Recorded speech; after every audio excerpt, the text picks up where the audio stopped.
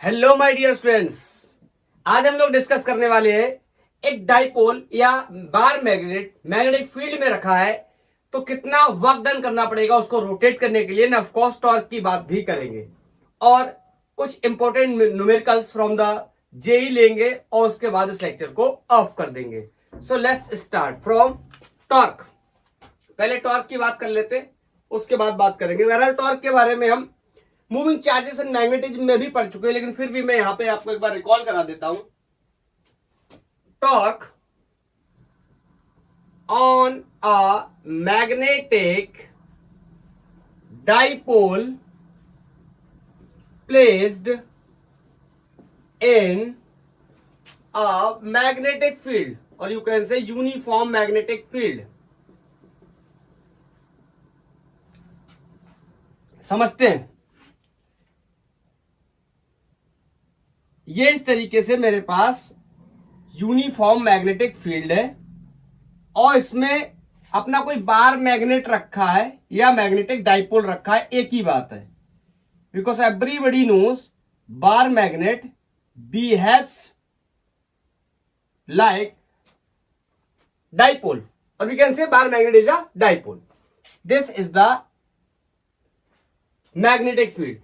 और आपको मैंने बताया, जैसे प्रीवियस लेक्चर में हमने बात करी, माइनस चार्ज किसकी तरह काम करता है? साउथ पोल की तरह। और प्लस चार्ज किसकी तरह काम करता है? नॉर्थ पोल की तरह। तो आपको याद होगा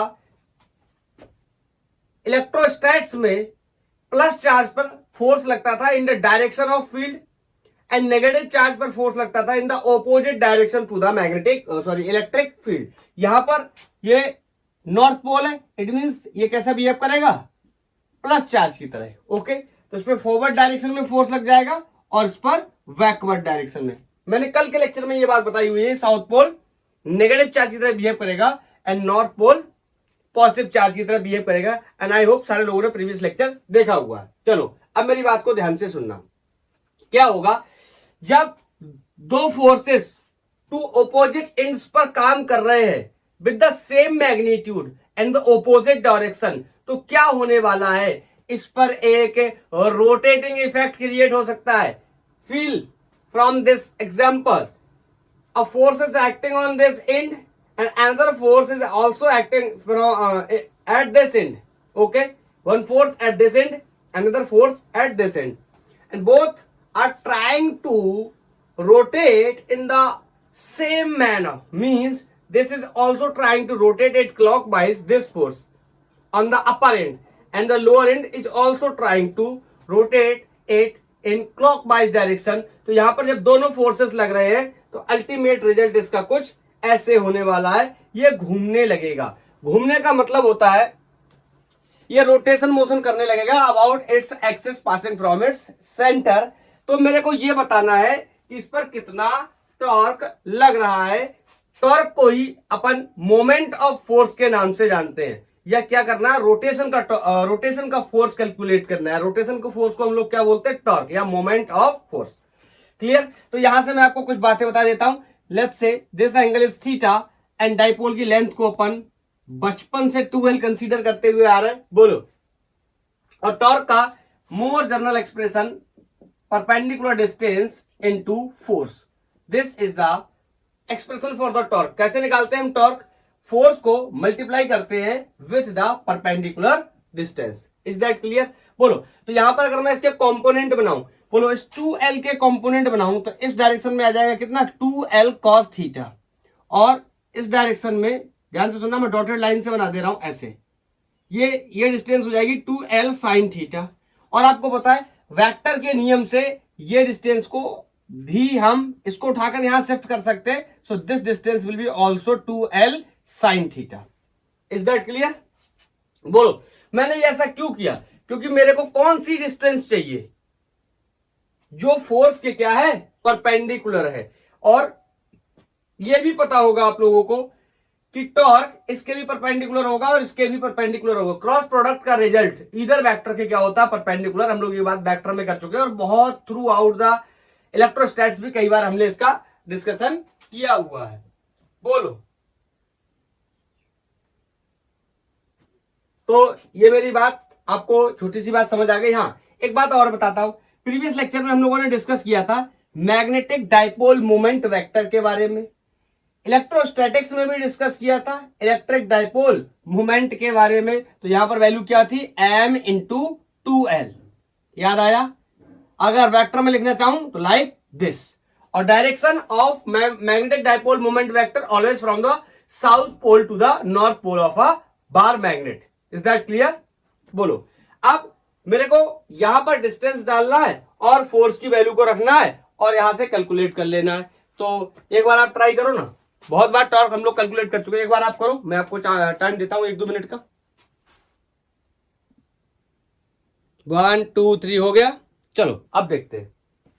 बोलो, ये परपेंडिकुलर डिस्टेंस तो मैंने निकाल लिया, कितनी है 2l sin थीटा।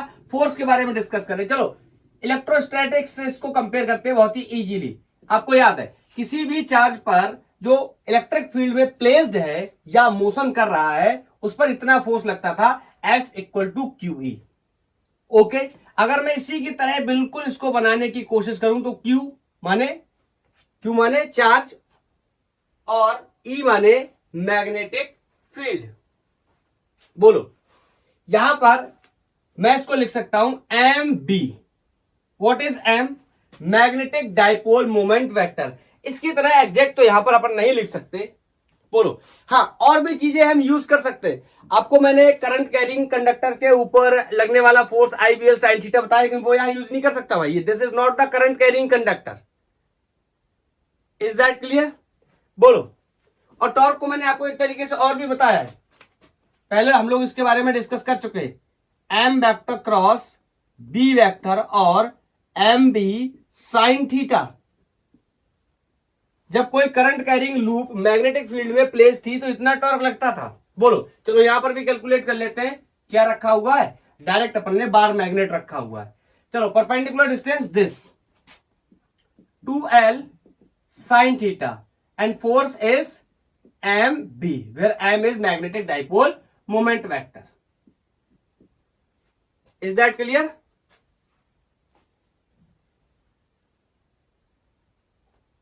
नो, एक चीज के लिए यहां पर मैं दोबारा से बता दूं, दिस इज स्मॉल m। यार स्मॉल m तो होना ही चाहिए ना, समझना। ये डाइपोल है तो इसका पोल स्ट्रेंथ होता था ना कुछ, याद आया? ये चार्ज और pole strength in case of electrostatics charge और इन केस ऑफ मैग्नेटिज्म ये पोल स्ट्रेंथ ही एक ही चीज होती है। कूलम्स लॉ भी मैंने आपके लिए बताया, मैंने भाई मिस्टेक यहां लिख दिया था, सॉरी फॉर दैट। बोलो, याद आया ना? तो यहां पर अपन क्या करने वाले, इसको छोटू m। ओके, बिल्कुल सिमिलर हो गया। सिमिलर कैसे हो गया? यहां पर चार्ज, यहां तो चार्ज होगा नहीं, यहां क्या होता है पोल स्ट्रेंथ, यहां पर इलेक्ट्रिक फील्ड और यहां पर magnetic field. Is that clear? I think आप सारे लोग समझ गए होंगे कि मैं क्या बताने की कोशिश कर रहा था। ओके, जो काम इलेक्ट्रोस्टैट्स में चार्ज करते थे वो यहां पर कौन करेंगे, पोल स्ट्रेंथ। चलो अब समझ गए, इसको मैनेज करने की कोशिश करते हैं। देखना, मैं इसको ऐसे लिख रहा हूं, कुछ लोग समझ भी जाएंगे कि मैं ऐसा क्यों कर रहा हूं। m into two L B sin theta. बहुत सारे लोगों को पता भी चल गई ये बात कि मैंने ऐसा क्यों लिखा है। सबको पता है मैग्नेटिक डाइपोल मोमेंट वेक्टर को इस तरीके से मैं लिख सकता हूं, क्या, m, और इसकी वैल्यू ये यहां पर मैंने मेंशन भी की हुई है, ये हो गया B sin थीटा। Is that clear? तो ये तो हो गया स्केलर फॉर्म में एक एक्सप्रेशन।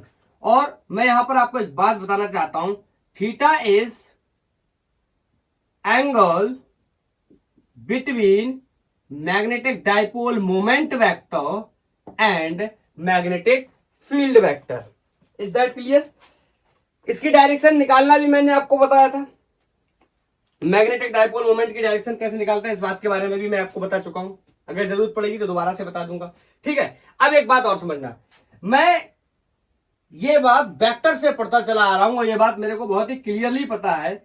आपको पता है ये कब आता है, MB sin थीटा या AB sin थीटा या BC sin थीटा, जब कोई डॉट प्रोडक्ट, सॉरी, जब कोई क्रॉस प्रोडक्ट होता है। तो मतलब मैं अगर इसको वेक्टर फॉर्म में लिखना चाहूं तो मैं इसको ऐसे भी लिख सकता हूं, torque vector will be equal to M vector cross B vector. Is that clear? और इसको अपन एक्सपोज करेंगे तो ये आ जाएगा जब ओपन करेंगे mb sin थीटा। Is that clear? तो this is the result for the torque in the form of vector and in the form of scalar. ये हुआ। चलो इसके बारे में एक दो छोटी छोटी बातें कर लेते हैं। बहरहाल पहले भी ऐसी बातें कर चुके हैं, लेकिन फिर भी आज मैं आपको यहां पर पोटेंशियल एनर्जी के साथ भी रिलेट करके बताऊंगा, तो यहां पर ज्यादा मजा आने वाला है। एक क्वेश्चन बहुत ही फेमस होने वाला है इक्विलिब्रियम और स्टेबल और अनस्टेबल इक्विलिब्रियम के रिगार्डिंग। मैं आपसे बोलूं अगर थीटा जीरो हो जाए, अगर थीटा जीरो हो जाए तो you will say torque is going to be M B sine zero. It means torque क्या हो गया? जीरो। ध्यान से सुनना मेरी बात। और मैं आपसे बोलूं जीरो होने का मतलब मैं ये भी कह सकता हूं कि magnetic dipole moment vector is parallel to the magnetic field vector. Is that clear? अगर थीटा 90 डिग्री हो जाए it means magnetic dipole moment vector is perpendicular to the magnetic field vector. So I can say torque is going to be M B sine theta. Is that clear? और sine theta की value को मैं कितना रखने वाला हूं यहां पर? 90, and everybody knows sin 90 will be equal to 1, which is also the maximum value of sin.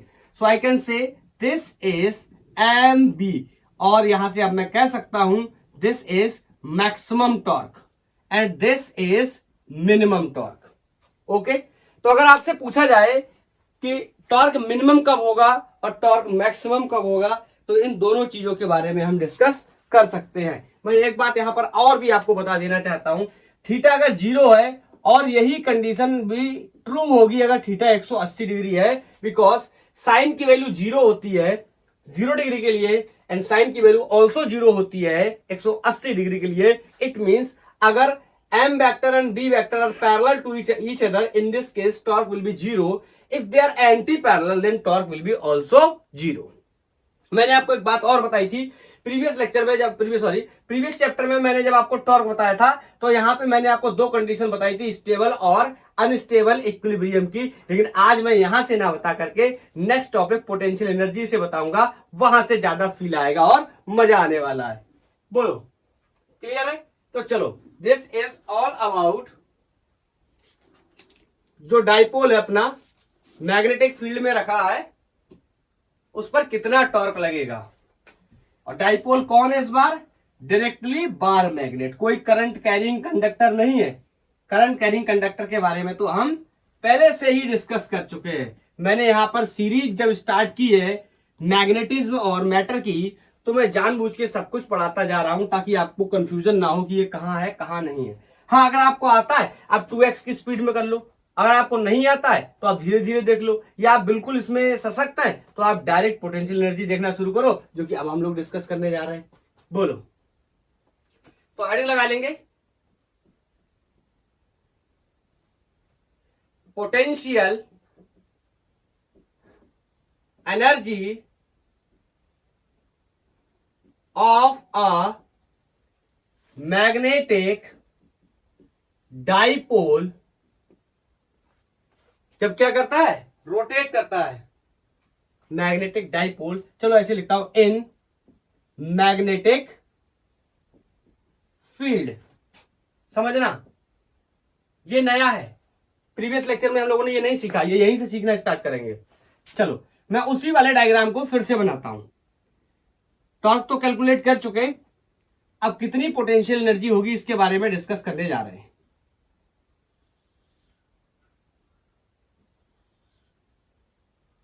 ये 12 लेंथ, कोई पोल मान लेता हूं साउथ, ये कोई पोल मान लेता हूं नॉर्थ। बोलो अब क्या होगा, मेरी बात को ध्यान से सुनना। जो प्रीवियस डेरिवेशन है उसी को दिमाग में हम रखते हुए ये काम कर रहे हैं, ठीक है? यहां पर आपने देखा था कि इस डायरेक्शन में मैंने ऐसे फोर्स लगाया था, यहां आपने देखा था मैंने इस डायरेक्शन में ऐसे फोर्स लगाया था, और मैंने आपको बताया था कि two equal and opposite forces are acting on the two different ends. ये क्या करेगा? रोटेशनल इफेक्ट पैदा करेगा। जब बताओ ये रोटेट करेगा किसमें? मैग्नेटिक फील्ड में, तो आपको पता है इस पे क्या होगा? कोई वर्क डन होगा, और वर्क डन ही क्या हो जाएगा? स्टोर हो जाएगा इस डाइपोल के अंदर in the terms of potential energy. Because everybody knows storing energy is known as potential energy. This term potential energy का मतलब होता है स्टोरिंग एनर्जी। जैसे 11th में हमने पढ़ी थी इलास्टिक पोटेंशियल एनर्जी, जब भी किसी स्प्रिंग को खींचते थे उसके अंदर पोटेंशियल एनर्जी स्टोर हो जाती थी। ड्राइव करने के बाद हमें पता चलता था कि हाफ के एक्स स्क्वायर इसकी वैल्यू थी। जब भी किसी पार्टिकल को हम ग्रेविटेशनल फील्ड में उठा करके एक जगह से दूसरी जगह शिफ्ट करते हैं, मतलब हम उसके ऊपर काम करते हैं और वो काम उसमें स्टोर हो जाता है, वो वर्क उसमें स्टोर हो जाता है इन the terms of potential energy. और ऐसी पोटेंशियल एनर्जी को अपन ग्रेविटेशनल पोटेंशियल एनर्जी के नाम से जानते थे। याद आया? जब भी किसी चार्ज को एक जगह से उठा करके दूसरी जगह शिफ्ट करते थे तो उसमें क्या होता था? पोटेंशियल एनर्जी स्टोर हो जाती थी। याद आया?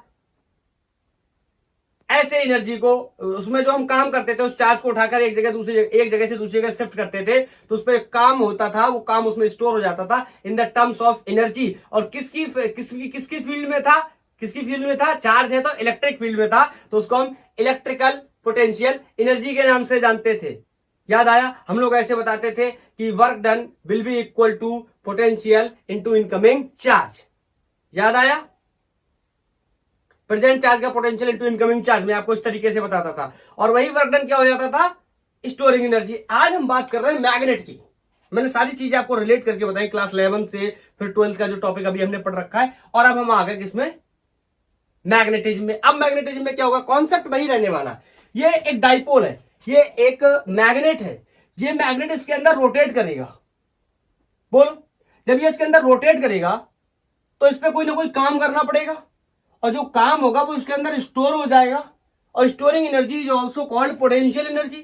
तो इसके बारे में डिस्कस करेंगे। बोलो, जो काम करेंगे उस काम को कैलकुलेट कर लेते हैं और अपन कह देंगे बाद में यही काम क्या हो गया? Potential energy. Is that clear? तो थोड़ी सी बातें इसके बारे में मैं आपको बताता हूं। क्या होगा? व्हेन टॉर्क क्या करेगा? Tends to align the magnetic dipole. समझ रहा है इस बात को? जब इस पर फोर्स लगेगा दोनों एंड्स पे, इसका मतलब क्या लगेगा? क्या होगा? टॉर्क बनेगा। टॉर्क इसको क्या करेगा? रोटेट करने की कोशिश करेगा, मतलब क्या करेगा? मैग्नेटिक फील्ड की डायरेक्शन में अलाइन करने की कोशिश करेगा। बोलो, तो इसमें क्या होगा? इस टॉर्क के अगेंस्ट कुछ ना कुछ वर्क डन करना पड़ेगा। Align the magnetic field, magnetic dipole in the direction of magnetic field. Is that clear? क्या ये बात समझ पाए? जब भी टॉर्क लगेगा, torque tends to align the magnetic dipole in the direction of magnetic field. मतलब एक छोटू सा पिक्चर बनाता हूं, रफ पिक्चर। यहां देखना, ये इस तरीके से अलाइन करने की इसको क्या करेगा? कोशिश करेगा, इस तरीके से। तो बताओ, इस सिचुएशन तक लेके आए, इसका मतलब इसको क्या किया गया है? घुमाया गया है। और अकॉर्डिंग टू द न्यूटन, कोई अपने आप से नहीं घूम सकता, उस पर क्या किया गया होगा?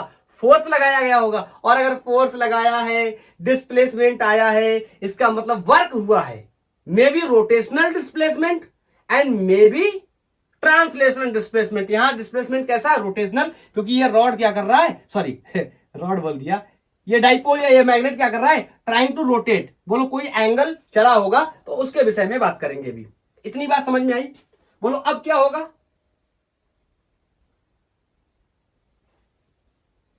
फिर क्या होगा? I can say then dipole क्या करता है? Starts rotating. Of course dipole क्या करता है? घूमना शुरू कर देता है अगेंस्ट टॉर्क। टॉर्क के अगेंस्ट घूमना स्टार्ट कर देता है। फिर क्या करना पड़ेगा? ध्यान से सुनना। Some work has to be done. अरे कुछ ना कुछ तो काम अब करना ही पड़ेगा। बोलो, जब ये घूमेगा, इस पे टॉर्क लगेगा, तो ये किसी एंगल पे घूमेगा, एंगुलर डिस्प्लेसमेंट आएगा, फोर्स या टॉर्क काम कर रहे हैं, तो इसका मतलब इस पे कुछ ना कुछ वर्क डन हुआ होगा। कितना हुआ होगा इसके बारे में अब डिस्कस करेंगे, और बहुत इजीली हम इसको कैलकुलेट कर सकते हैं। समझ गए?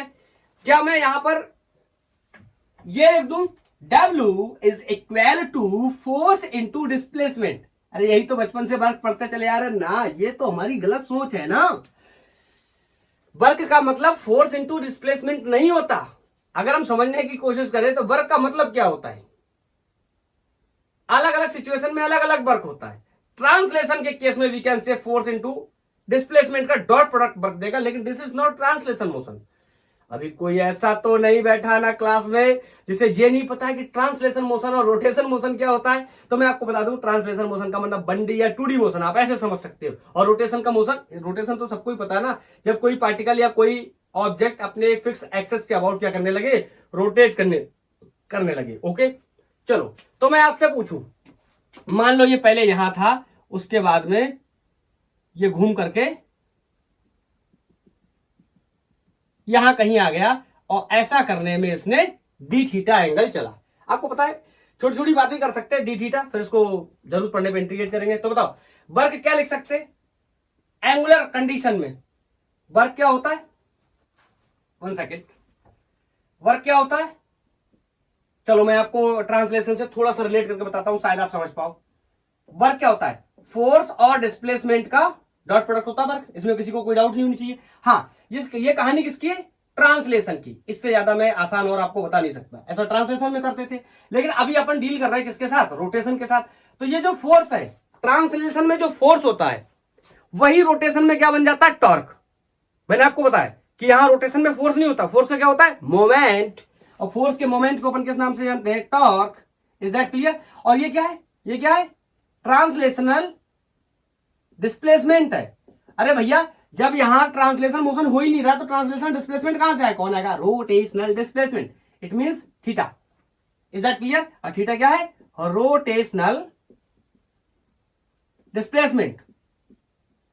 अगर ज्यादा समझना है तो आप YouTube पे टाइप कर सकते हैं रोटेशनल फिजिक्स या रोटेशनल मैकेनिक्स बाई गैंग और फिजिक्स, आपको मिल जाएगा।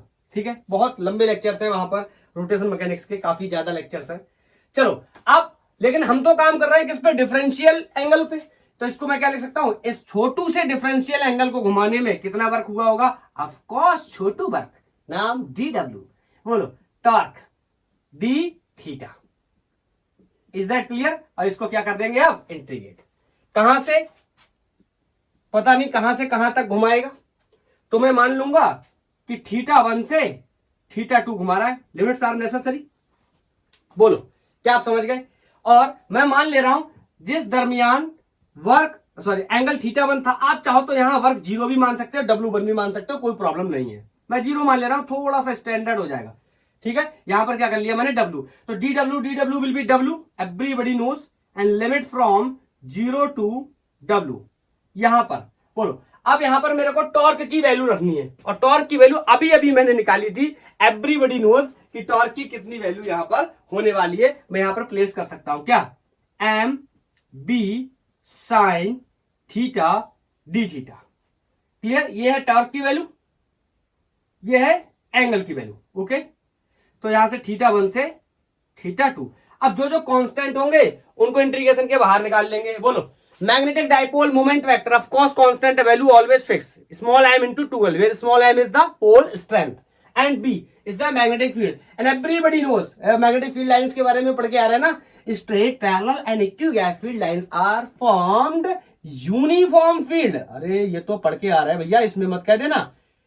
आई थिंक इससे जस्ट प्रीवियस वाला लेक्चर फील्ड लाइंस के रिगार्डिंग ही था, या उससे पहले वाला होगा। Okay, this is the third lecture of magnetism and matter. चलो, तो ये भी फिक्स है, कांस्टेंट है, ये भी कांस्टेंट है, इनको बाहर खींच लेते हैं। ये हो गया W upper limit minus lower limit, W minus 0 will be W।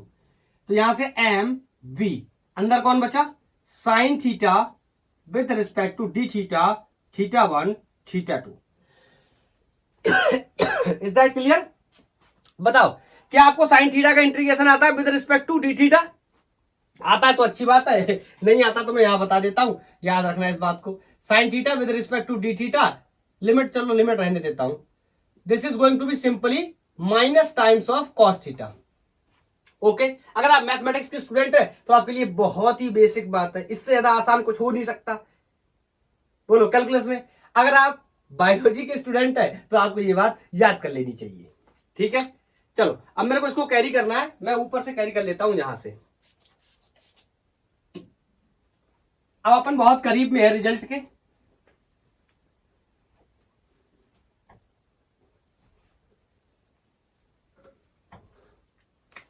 यहां पर हमने देखा work done is equal to M B integral of sine theta with respect to d theta limit from θ1 to θ2। I am going to integrate this and going to put the limits. तो जब मैं इसको integrate करूंगा then I know the integration of sin theta with respect to d theta is going to be minus times of cos theta limit from θ1 to θ2। चलो अभी क्या करते हैं, put the limits. Okay, everybody knows upper limit minus lower limit. इस minus को पहले बाहर निकाल लेता हूं। ओके, इस माइनस को मैंने बाहर निकाल लिया। cos θ2 upper limit minus lower limit. Is that clear? बोलो, किसी को कोई डाउट? मेरे हिसाब से तो होना नहीं चाहिए। बोलो। अब मैं आपको यहां पर एक बात बताता हूं। चलो एक चीज हाँ और भी कर देता हूं। आपको पता है कि ये वर्क डन है। वर्क डन और पोटेंशियल एनर्जी में क्या रिलेशन होता है ये, इज दैट क्लियर? वैसे तो माइनस टाइम्स होता है, लेकिन मैं यहां पर उस कॉन्सेप्ट का यूज नहीं कर रहा। आपको पता है ये क्या होता है? पोटेंशियल एनर्जी या change in potential energy. Potential energy नाम की कोई चीज नहीं होती, चेंज हमेशा चेंज पोटेंशियल एनर्जी की बात करते हैं। बोलो, तो मैं यहां पर लिखने चला U is equal to minus M B cos θ2 minus cos θ1। This is the more general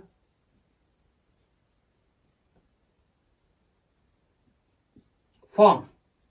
ये सबसे बेसिक फॉर्म है जिसमें कोई भी स्टैंडर्ड वैल्यू का मैंने यूज नहीं किया है। हाँ, आगे चल के इसको कन्वर्ट कर लेंगे। सर मैंने तो एम बी साइन थीटा मैंने तो एम बी कॉस थीटा पढ़ा हुआ है या M vector dot B vector पढ़ा हुआ है, उसी के बारे में मैं बोल रहा हूं। आगे चल के उसी को करेंगे अपन।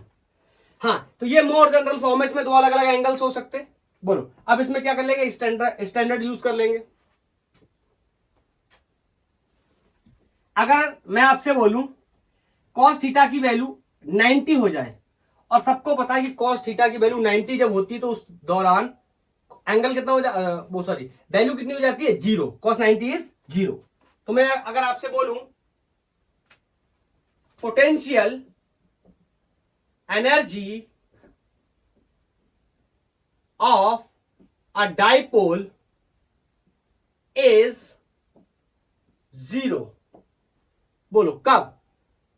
when dipole moment vector and magnetic field vector are perpendicular to each other। अब यहां से थोड़ा सा इसको मैं स्टैंडर्ड में ला रहा हूं, तो आई कैन से θ1 इज गोइंग टू बी 90 और θ2 को मैं यहां पर थीटा ट्रीट कर लेता हूं।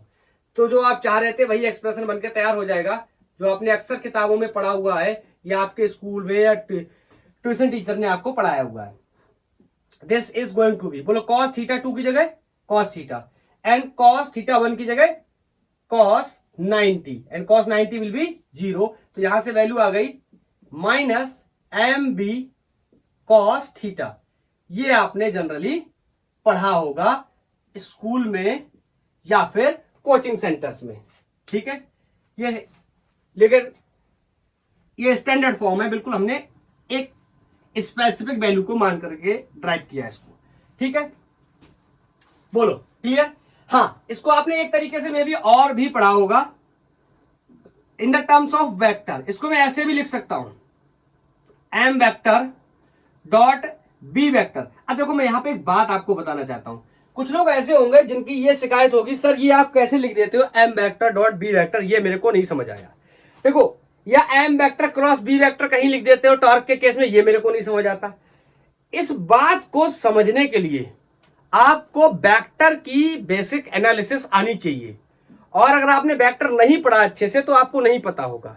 इस बात को मैं ऐसे दोहराता हूं और ऐसे आपको याद दिलाता हूं, शायद आप समझ पाए अगर आप थोड़ा बहुत जानते हैं उसके बारे में। तो किसी भी दो वेक्टर का डॉट प्रोडक्ट हमेशा एक स्केलर क्वांटिटी होती है। Everybody should know this thing. बोलो, तो ये पोटेंशियल एनर्जी है, एनर्जी हमेशा कैसी क्वांटिटी होती है, स्केलर। तो दैट्स वाई मैंने क्या कर दिया, दो वेक्टर क्वांटिटी का क्या कर दिया, डॉट प्रोडक्ट, जो कि किसके बराबर है, स्केलर क्वांटिटी के बराबर है। और प्रीवियस कंडीशन में मैंने ऐसे कर दिया था कि torque is magnetic dipole moment vector cross product with the magnetic field vector. मेरे को पता है डॉट टॉर्क कैसी क्वांटिटी है, वेक्टर क्वांटिटी, तो मेरे को क्या करना पड़ेगा, क्रॉस प्रोडक्ट करना पड़ेगा, क्योंकि दो वेक्टर क्वांटिटी का क्रॉस प्रोडक्ट ही एक वेक्टर क्वांटिटी होता है। और यहां पर स्केलर प्रूफ करना है तो मेरे को पता है दो वेक्टर क्वांटिटी का डॉट अगर मैं कर दूं तो वो किसके बराबर होता है, स्केलर के बराबर होता है। आई थिंक ये बात आप समझ गए होंगे। अब बोलो, इज दैट क्लियर? मैं कुछ बातें और करना चाहता हूं इससे रिलेटेड।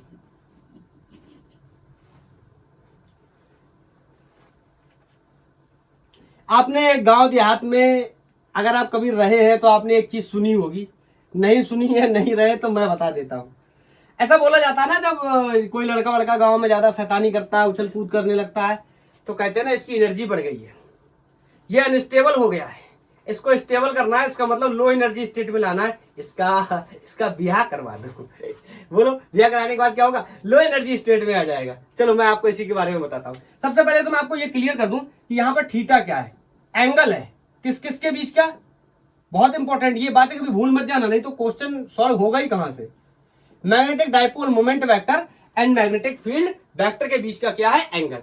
अगर मैं आपसे कहूं कि theta is going to be 0, मैं एक वैल्यू ले रहा हूं, ठीक है, तो यहां पर क्या होगा, पोटेंशियल एनर्जी की वैल्यू क्या आने वाली है, M B cos 0, and everybody knows cos 0 is going to be 1, पता है ना, equal to this is going to be minus M B. मैं आपको यहां पर एक बात बताना चाहता हूं, ये एनर्जी कैसी हो गई, मिनिमम, क्यों, क्योंकि 0 है, सॉरी कैसी है, माइनस की है।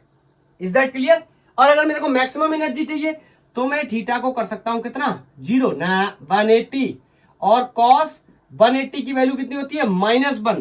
तो जब मैं यहां प्लेस करने जाऊंगा माइनस एम बी कॉस 180, और इसकी वैल्यू -1 होती है, मल्टीप्लाई हो जाएगी इसके साथ +1 हो जाएगी, तो यहां से u कैसा हो जाएगा, मैक्सिमम हो जाएगा, इसकी वैल्यू कितनी हो जाएगी, एम बी।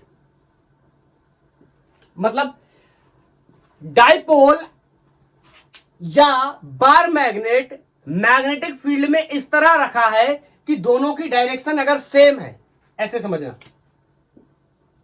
ये मैग्नेटिक फील्ड की डायरेक्शन हो गई, और आपको पता है डाइपोल मोमेंट वेक्टर की डायरेक्शन हमेशा फिक्स होती है साउथ टू नॉर्थ। तो मैं अगर यहां पर एक मैग्नेट रख दूं इस तरीके से, साउथ टू नॉर्थ, ठीक है, ये पोल साउथ है, ये नॉर्थ है, तो आपको पता है मैग्नेटिक डाइपोल मोमेंट की डायरेक्शन क्या होगी, साउथ टू नॉर्थ, और मैग्नेटिक फील्ड की डायरेक्शन भी होगी। तो ये वाली कहानी इस कंडीशन को रिप्रेजेंट कर रही है। इस कंडीशन में ये मिनिमम एनर्जी स्टेट में होगा। Is that clear?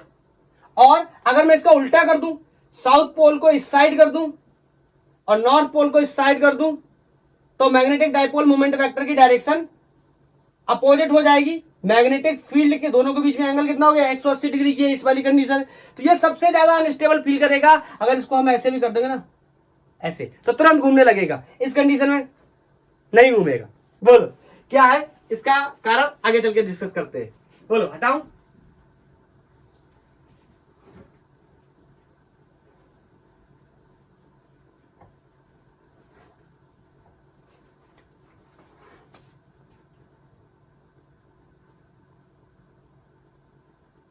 मैं आपको बताना चाहता हूं स्टेबल और अनस्टेबल इक्विलिब्रियम के बारे में। यहां पर तो मैं आपको बेसिक ही बता सकता हूं। अगर आपको डिटेल सीखना है तो आप यूट्यूब पर टाइप करिए stable, unstable and neutral equilibrium by the gang और फिजिक्स। आपको एक लेक्चर मिलेगा बहुत ही बेहतरीन, आपको एक एक डाउट क्लियर करके देगा कि इक्विलिब्रियम क्या होता है। ठीक है, लेकिन अभी अब ये जो मैंने अभी बताया ये क्लास 11th का लेक्चर है, लेकिन अभी अपन 12th में डिस्कस कर रहे हैं, तो मैं यहां पर आपको बेसिक बातें बता देता हूं। अगर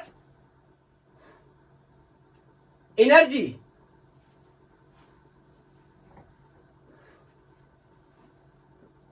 इक्विलिब्रियम, ऐसे लिख देता हूं, इक्विलिब्रियम दो प्रकार के होंगे, stable equilibrium and unstable equilibrium. ठीक है, स्टेबल इक्विलिब्रियम तब होगा, वेरी इंपॉर्टेंट, व्हेन एनर्जी क्या है, मार्क माय वर्ड्स, एनर्जी क्या है, मिनिमम। अगर एनर्जी मिनिमम है तो इक्विलिब्रियम कैसा होगा, स्टेबल। अभी भी मैंने बताया ना, गांव में लड़के की शादी क्यों करवा देते, जब उछल कूद करता है ना, क्या करते हैं, लो एनर्जी स्टेट में लाते हैं, उसकी बीवी के साथ उसकी एनर्जी को क्या करते हैं, डिस्ट्रीब्यूट करते हैं, एनर्जी कम हो जाती है, बोलो। और यहां पर क्या करेंगे, जब एनर्जी क्या है, मैक्सिमम। और अभी अभी मैंने इन मैथमेटिकल रिजल्ट से सीखा है, अगर थीटा 0 है, यहां देखो, तो एनर्जी क्या थी, मिनिमम। तो इस कंडीशन में मेरे को क्या मिल जाएगा, स्टेबल इक्विलिब्रियम। और इस कंडीशन को अभी अभी मैंने सीखा कि थीटा कितना है, 180। तो इस कंडीशन में वैल्यू क्या है एनर्जी की, नोट कर देता हूं दोनों में, इसमें plus mb and this is maximum value. यहां पर u equal to minus mb which is minimum value. When anything in this universe has the minimum energy is called more stable.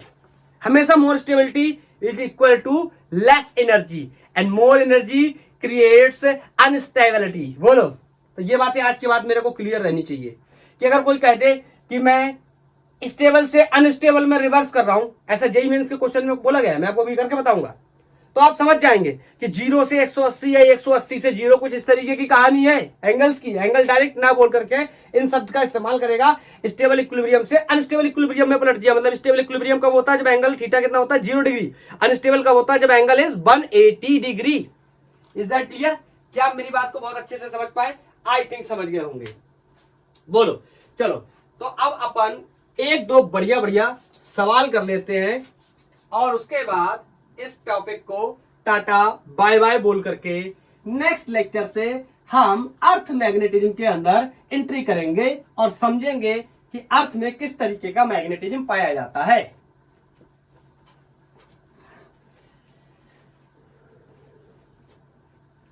पहला क्वेश्चन मैं ले रहा हूं, जेईई मेंस 2020 का आया हुआ प्रॉब्लम है और उसको मैं बोर्ड पे पहले नोट करता हूं, आप पॉज करके ट्राई करेंगे। कोई ज्यादा क्वेश्चन मैं करा नहीं रहा हूं और टॉर्क का क्वेश्चन यहां पर मैं एक भी नहीं करा रहा हूं, क्योंकि टॉर्क के बहुत सारे क्वेश्चंस मैं मूविंग चार्जेस एंड मैग्नेटिज्म में ऑलरेडी बता चुका हूं। बस फर्क इतना है, यहां पर बार मैग्नेट की वजह से टॉर्क क्रिएट हुआ है, वहां पर कोई current carrying coil magnetic field में रखा था, इस वजह से टॉर्क क्रिएट हुआ था। तो वहां पर मैंने बहुत क्वेश्चन कराए।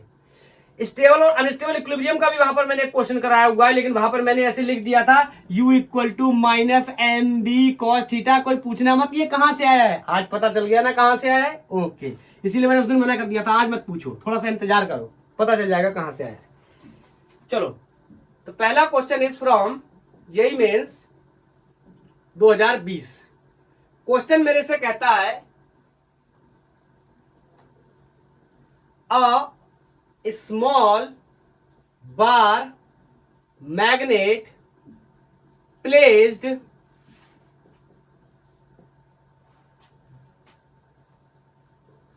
with its axis making 30-degree angle with external magnetic field of 0.06 Tesla experiences a torque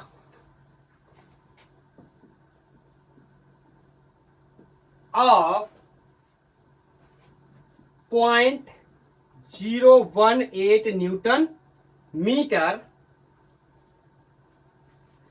आगे क्वेश्चन है व्हाट विल बी मिनिमम, या ऐसे करो, calculate minimum amount of work. Work बोले या पोटेंशियल एनर्जी बोले, एक ही बात है मेरे लिए। Calculate the minimum amount of work to rotate 8, बोलो क्या लिखे, तो क्या लिखे, ऐसे लिखेंगे फ्रॉम स्टेबल, एंगल नहीं दूंगा, indirect angle, stable equilibrium to unstable equilibrium. Angles are clear now.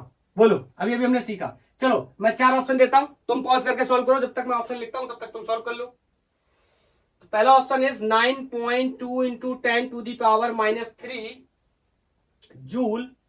दूसरा option is 7.2 into 10 to the power -2 joule. तीसरा ऑप्शन है 6.4 into 10 to the power -2 joule. चौथा इधर ही लिख दे रहा हूं। चौथा ऑप्शन कर लेते हैं 11.7 गुणा 10 की घात -3 जूल।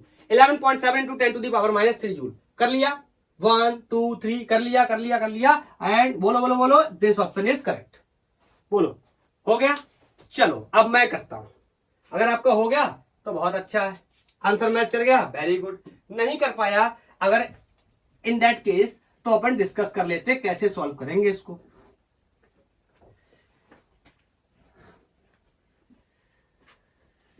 मेरे से वर्क डन पूछा गया या पोटेंशियल एनर्जी पूछी गई है, एक ही बात है। तो work done I can say इनको to be m minus M B cos theta 2 minus cos theta 1। कहां से आ रहा है? स्टेबल से अनस्टेबल, इसका मतलब theta 1 is 0। Is that clear? और थीटा 2 इज 180। इन शॉर्ट उसने ये हिंट में हमें दे रखा था। तो W इज इक्वल टू, क्या कैपिटल M की वैल्यू दे रखी है? मैग्नेटिक डाइपोल मोमेंट वेक्टर की वैल्यू दे रखी है। अगर नहीं दे रखी होगी इन केस, तो यहां से ट्राई करेंगे, छोटू m इंटू 2l से। ठीक है, तो कितनी दे रखी है मैग्नेटिक डाइपोल मोमेंट की वैल्यू? नहीं दे रखी है। और पोल स्ट्रेंथ की वैल्यू भी नहीं दे रखी है।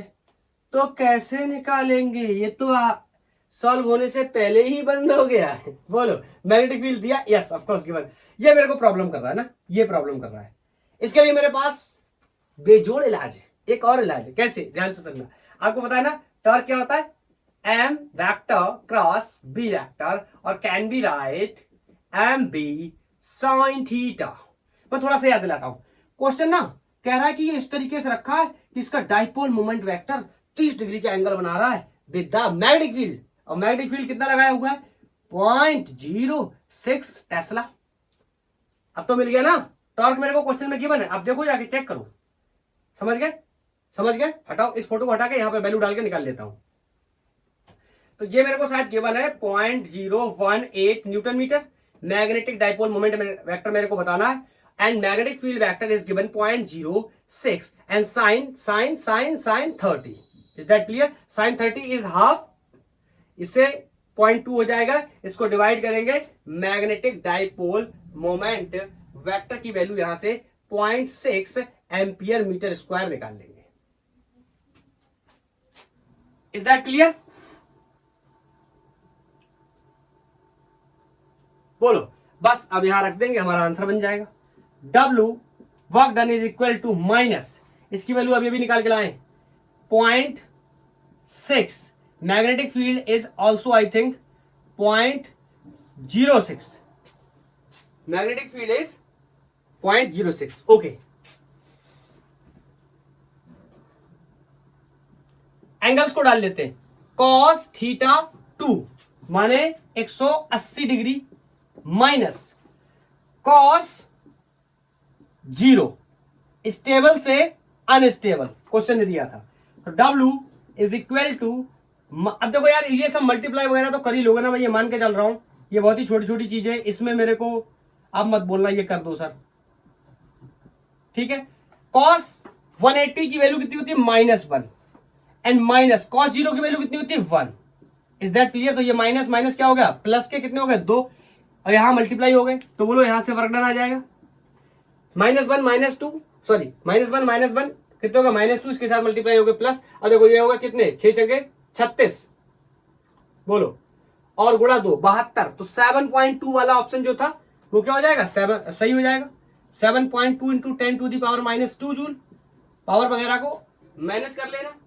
बोलो, क्या समझ पाए मेरी बात को? मजा आया?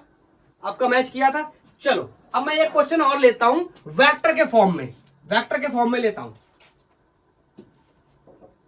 कार्टेशियन फॉर्म बोल दूं, वेक्टर फॉर्म बोल दूं, या रेक्टेंगुलर कंपोनेंट के टर्म्स में बोल दूं, एक ही बात है। कुछ लोग कह रहे हैं पता नहीं क्या बोल रहा है, इसका मतलब मेरा वेक्टर साफ है, दिमाग में क्लियर नहीं है, दिमाग से क्लियर है।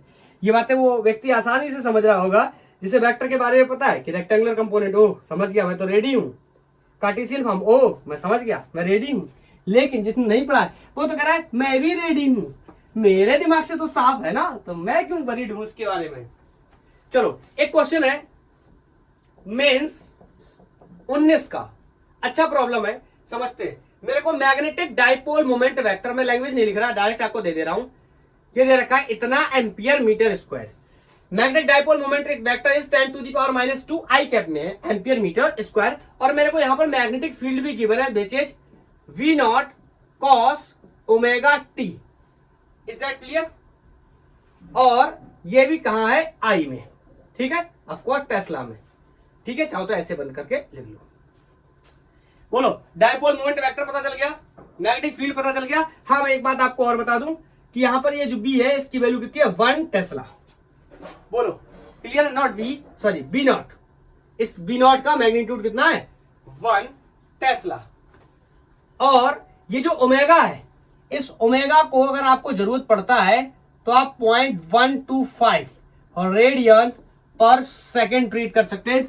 अब अगर आप मेरे से यहां पर ये सवाल पूछ रहे हैं सर ये कॉस ओमेगा टी आ गया, इसको हम कैसे सॉल्व करेंगे, तो देखो इससे हम कई बार गुजर चुके हैं। इससे सबसे पहले तो हमने वेक्टर में, sorry unit measurement and dimensions में गुजरे थे हम। उसके बाद इससे हमने सर्कुलर मोशन में हम इससे गुजर चुके हैं, रोटेशन में भी हम इससे गुजर चुके हैं। उसके बाद वेव और SHM सिंपल हार्मोनिक मोशन में भी हम इससे गुजर चुके हैं। सर मेरे को अब बता दो ना, ओके डिस्कस कर लेंगे अभी। चलो अब बताओ, work done to reverse its direction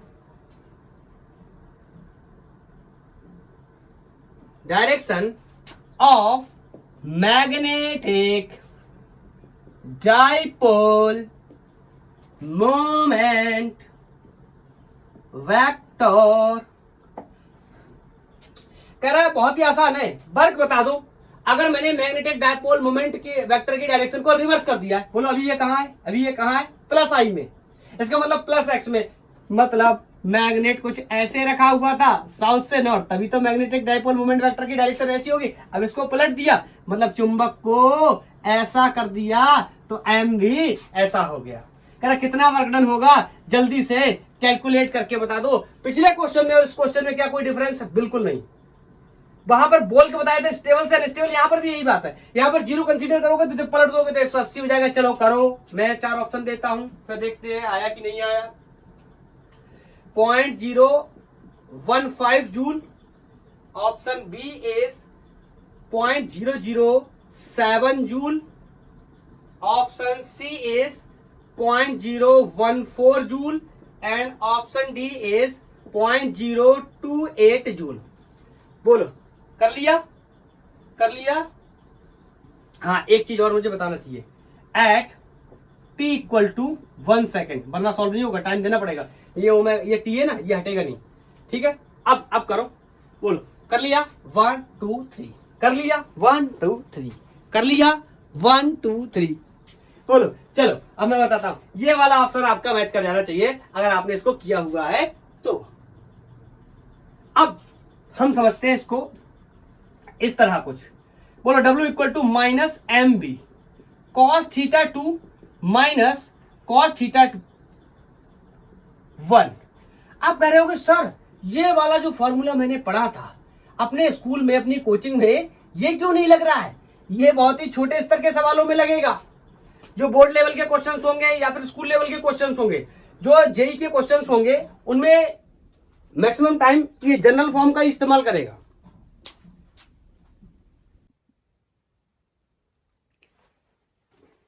sorry light की वजह से डिस्टरबेंस हो गया, इधर का बाई मिस्टेक मैं भूल गया, मुझे लगा लेक्चर पूरा हो गया, मैंने इधर साफ कर दिया, लेकिन इट्स ओके। ऑप्शंस तो आपके पास लिखे हैं और कौन सा सही है ये भी पता है हमें।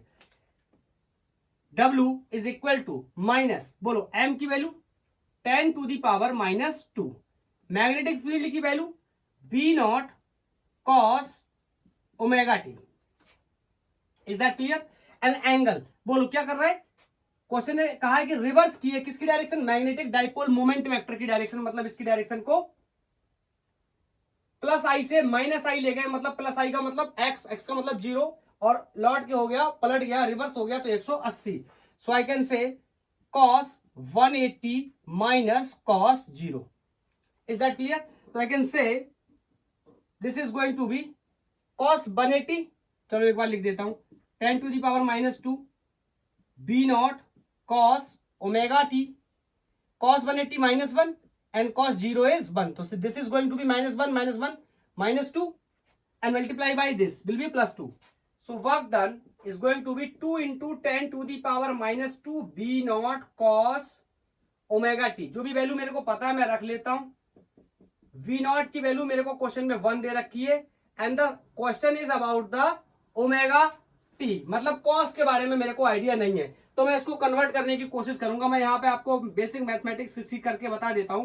कॉस ओमेगा टी, बोलो कॉस ओमेगा की जगह कितना रख सकता हूं मैं, ये दे रखा है क्वेश्चन में मेरे को 0.125 and time is 1 second given in the problem.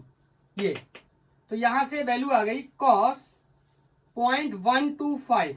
ऐसी परिस्थितियों में कॉस थीटा की वैल्यू 7 डिग्री होती है, जिसकी वैल्यू 0.992 होती है। अब आप कहोगे ये क्या है, ये एक कैलकुलेटेड डाटा है जो कि मैक्सिमम टाइम आपको क्वेश्चन में भी गिवन भी होगा। बोलो समझ गए? तो क्या मैं इसका आंसर कर दूंगा?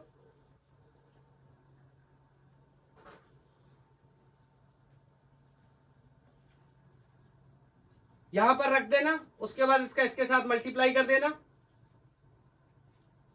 चलो यहां रख ही देता हूं, यहां पर कर दे रहा हूं 2 इंटू 10 टू दी पावर -2 और B0 की वैल्यू रख चुका हूं, सब कुछ रख चुका हूं। cos ओमेगा टी की वैल्यू को सिर्फ रख देना है 0.992, ये 0.014 जूल के पास आ जाएगा। यही तो अपना ऑप्शन सही हुआ था ना, ठीक है।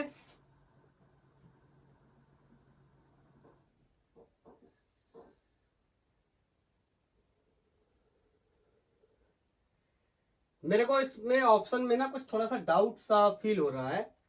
इसको मल्टीप्लाई करेंगे तो ये इतना थोड़ा सा दिक्कत लग रहा है, इतना नहीं होगा।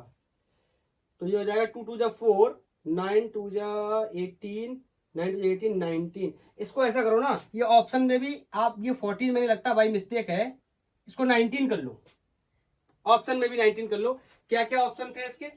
पहला ऑप्शन था 0.01, दूसरा ऑप्शन था 0.007, तीसरा ऑप्शन था 0.014। उसी 0.014 की जगह 0.019 कर लो, ठीक है। और अगर बाकी आपको यहाँ कहीं कहीं छोटी बहुत कोई मिस्टेक दिखी हो तो आप देख लेना अपने हिसाब से और उसको मैनेज कर लेना। ओके, तो आज के लिए इतना ही। थैंक यू, धन्यवाद। पढ़ाई करते रहिए। नेक्स्ट लेक्चर में हम लोग डिस्कस करेंगे अर्थ मैग्नेटिज्म के बारे में, अर्थ पर किस तरीके का मैग्नेटिज्म होता है।